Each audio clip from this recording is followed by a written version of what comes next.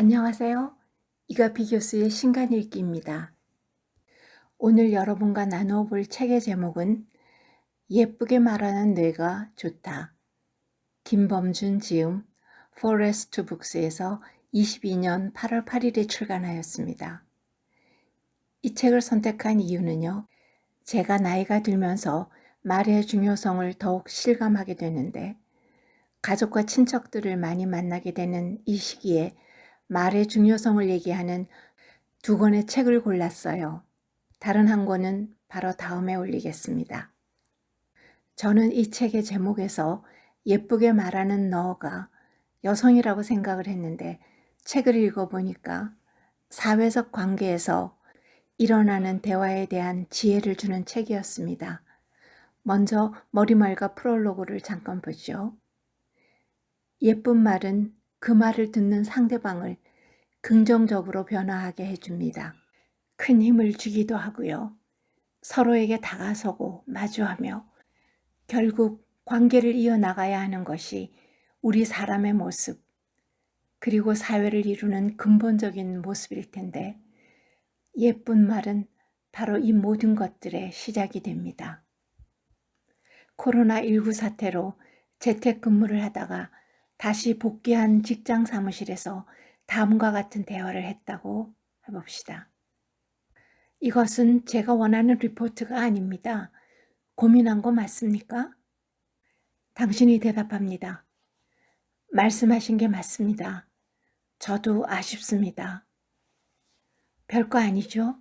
하지만 별거 아닌 이 한마디가 상대방과의 관계를 결정짓습니다. 유쾌하지 않은 상대방의 말을 한 번에 잘라서 반박하지 않는 당신은 세상 그 누구와도 가까워질 역량을 갖춘 사람입니다. 세상의 부정을 긍정으로 응답하는 당신, 그 자체로 아름답습니다. 이 책은 3개의 장으로 구성되어 있는데요.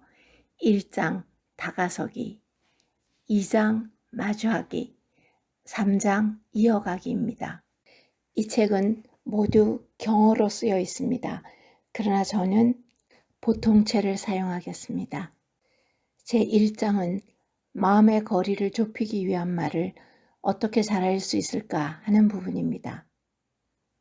대화는 상대방이 무엇을 얻으려 할 때 실수한다. 상대방이 어떤 사람인지 알고 시작할 때 실수를 줄일 수 있다. 그러니 이제 대화에 앞서 이 사람은 도대체 누구인가부터 생각하기로 하자. 대화가 오로지 상대방의 무엇을 얻기 위해서라면 커뮤니케이션은 지루하고 재미없어진다. 이제 우리의 대화는 상대방 그 자체를 얻고자 하는 마음에서 진행되어야 한다. 다가서기에서 가장 중요한 키워드는 겸손이다. 겸손이란 내식이 아닌 상대식으로 생각하고 말하는 것을 의미한다. 남을 배려할 수 있으려면 먼저 자기 자신을 응원하자. 그래, 오늘 난 정말 멋있었어. 맞아, 나니까 이런 일을 한 거야. 기분 좋다. 정말 모든 게 잘 될 거야. 하루에 한 번, 아니 몇 번이라도 좋으니 나를 응원하는 것에 익숙해지자. 나를 응원할 줄 아는 사람만이 비로소 타인을 향해 배려의 마음을 가질 수 있다. 언젠가 상대를 내 사람으로 만드는 데는 딱 4개의 단어가 필요하다는 이야기를 들은 적이 있다. 그건 바로 똑똑하다, 멋지다, 대단하다, 좋다입니다. 유치하다고 생각하나요? 그렇지 않습니다.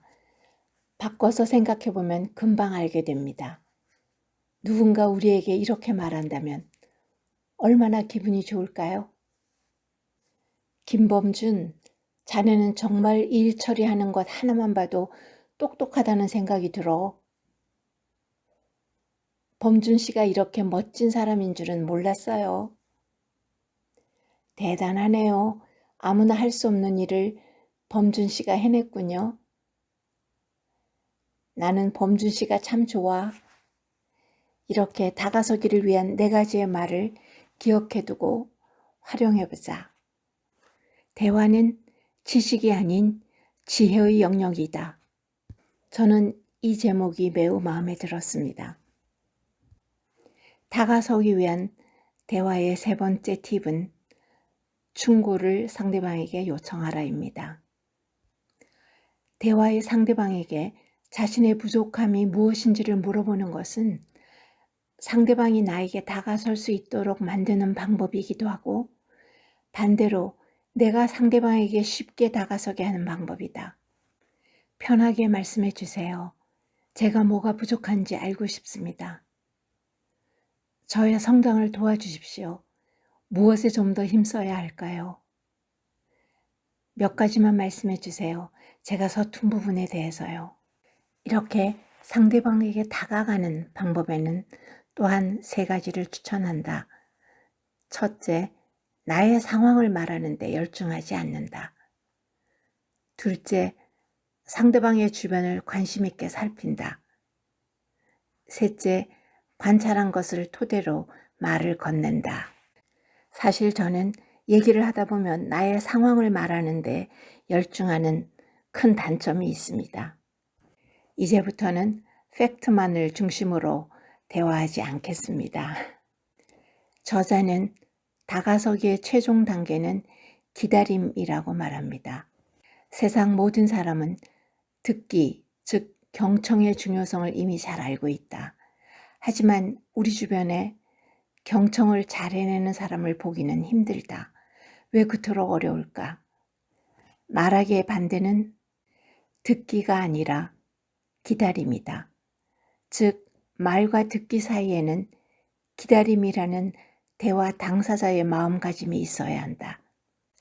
대화에 있어서는 하는 것보다 하지 않는 것의 위대함을 우리가 깨달아야 한다. 제2장은 다가선 사람과 어떻게 그 관계를 잘 유지하는가에 대한 것인데요. 어느 임원이 이런 말을 했답니다.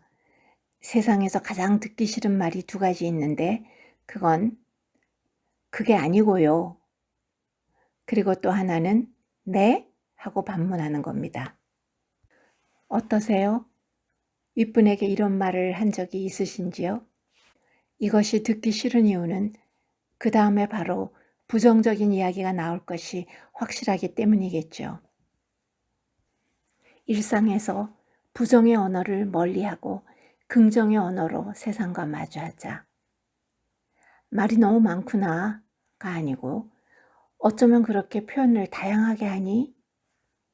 뭘 그리 쫀쫀하게 구는 거야? 가 아니고 세심한 데까지 신경을 쓰는구나. 너무 냉정한 것 같아. 가 아니고 맺고 끊는 게 확실한데?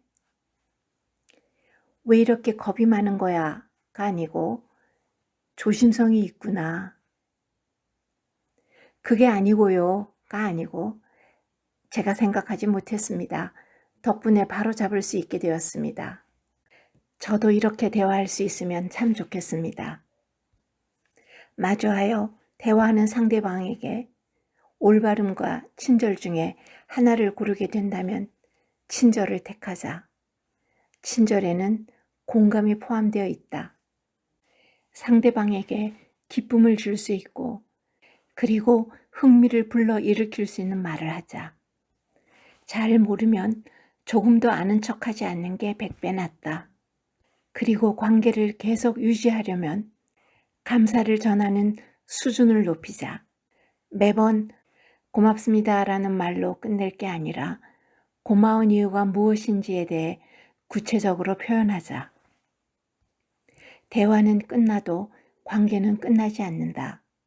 대화를 통해 상대방으로부터 무엇인가를 얻었다면 얻은 것이 클수록 상대방의 입장을 고려할 줄 알아야 한다. 더구나 전쟁터와 같은 비즈니스 환경의 대화에서는 끝나도 끝난 게 아니라는 점을 꼭 기억해 두자. 다 얻었다고 생각하는 그 순간에 오히려 상대방을 향해 당신이 필요하다고 말하는 용기. 바로 이런 말 한마디가 우리를 상대방에게 진정으로 다가서게 만든다. 제3장은 관계의 확장을 어떻게 이끌어낼 수 있을까에 대한 부분인데요. 저자의 조언은 나의 결핍이 내 대화의 자양분이 되게 하라입니다. 내 결핍에 대해 내가 알고 있다면 숨길 필요가 없다. 나의 결핍을 당당하게 알리고 상대방에게 다가가는 것은 상대방에 대한 겸손과 연결되고 그 다음에는 더 확장된 긍정적인 관계가 될 수 있다. 그리고 항상 상대방에게 대화의 주도권을 넘겨주라. 그것이 좋은 대화이다. 왜냐하면 대화의 고수는 나의 성취가 아닌 상대방의 성취를 고민하면서 말한다. 그리고 상대방에게 화낼 시간을 선물해 보라. 관계의 확장을 막는 3가지 말 습관은 이것이다. 너무 뻔한 말을 자주 하는 것. 2번째는 변명하는 것. 3번째는 따지는 말투이다. 사실 저도 이런 사람이 제일 싫거든요. 그러면서도 저 자신도 때때로 이런 실수를 합니다. 저자는 마지막 부분에서 사회생활에서 상사 질문에 대한 답을 할 때 필요한 팁을 주는데요. 한가한 오후 갑자기 상사가 다가와 A 프로젝트는 잘 진행되고 있습니까?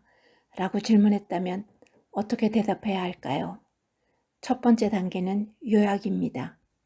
상대방의 질문을 답변으로 한 번 더 요약하는 것이죠. 프로젝트 수주의 가능성을 말씀하시는 거죠? 2번째 단계는 구체화입니다.